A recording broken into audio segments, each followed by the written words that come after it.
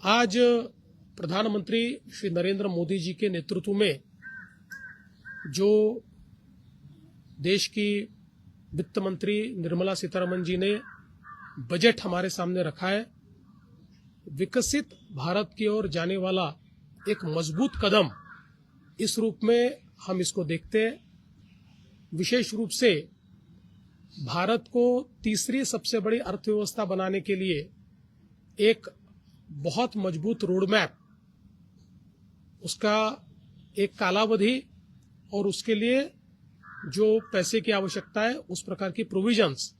इस बजट के माध्यम से हमको दिखाई पड़ती है। विशेष रूप से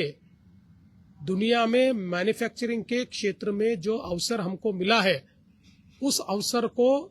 प्राप्त करने वाला ये बजट है। 7 जो फ्रंटियर मैन्युफैक्चरिंग सेक्टर्स है उसमें भारत को प्रमुखता मिले, इस दृष्टि से इसको तैयार किया गया है। इसमें योजना तैयार की गई है जिससे निवेश भी बढ़ेगा और साथ साथ बड़े प्रमाण पर जॉब क्रिएशन भी होगा और हमारे युवाओं को इसका फायदा मिलेगा। विशेष रूप से खेती का क्षेत्र हो, पशुपालन का क्षेत्र हो, डेयरी का क्षेत्र हो या फिर फिशरीज का क्षेत्र हो,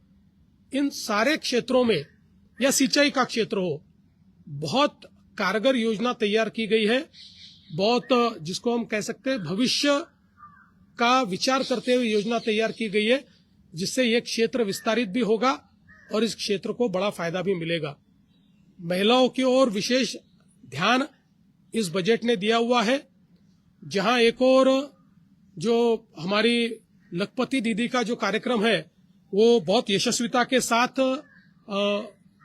हमारे देश में चल रहा है और महिलाएं देश के अर्थव्यवस्था में योगदान दे रही है। उस योगदान को बढ़ाने के लिए जिस प्रकार से उनको मार्केट प्लेस उपलब्ध कर देने का एक कार्यक्रम इसमें घोषित किया गया है, इससे बहुत विकेंद्रित पद्धति से महिलाओं को सक्षम बनाने का काम होगा और अर्थव्यवस्था में वे एक बहुत मीनिंगफुल कंट्रीब्यूशन दे पाएगी। हमारी महिलाओं को एक प्रकार से हर जिले में उनके लिए हॉस्टल तैयार करना, इस प्रकार की योजना भी इसमें दी गई है जो बहुत महत्वपूर्ण है। हेल्थ सेक्टर में भी हर ग्रामीण रुग्णालय में, जिला रुग्णालय में वहां पर कैजुअलिटी और ट्रॉमा सेंटर खोलकर इस पूरी सिस्टम को मजबूत बनाने का काम ये केंद्र सरकार कर रहा है और विशेष रूप से 12 लाख करोड़ रुपए का निवेश, ये जो हमारे जिसको हम पायाभूत कह सकते हैं, अधोसंरचना जिसको हम कहते हैं,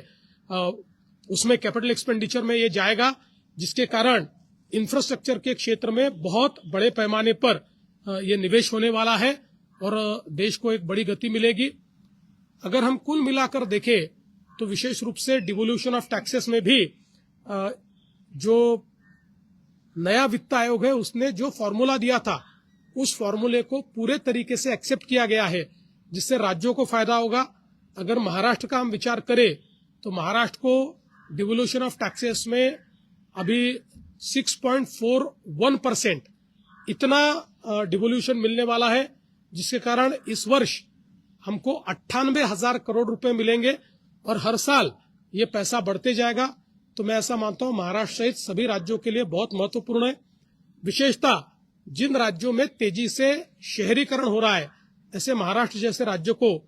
अलग अलग प्रकार की जो योजनाएं मिली है, 5 लाख की जनसंख्या से ऊपर के जो शहर है उनके लिए जो योजनाएं आई है, या ग्रोथ हब के लिए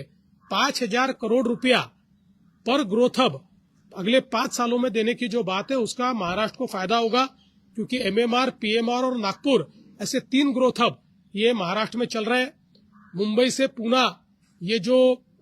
एक हाई स्पीड ट्रेन की बहुत पिछले 10-15 सालों से ये मांग चल रही थी, इसको मंजूर किया गया है। पूना से हैदराबाद की भी जो मांग थी उसको भी पूरा किया गया है। और कुल मिलाकर सारे जो अलग अलग क्षेत्र है, इन क्षेत्रों को बहुत बड़े पैमाने पर दिशा देने का काम इस बजट ने किया है। मैं ऐसा मानता हूं कि इस बजट के कारण तीसरी बड़ी अर्थव्यवस्था और बाद में विकसित भारत, इन दोनों सपनों को हम पूरा कर पाएंगे।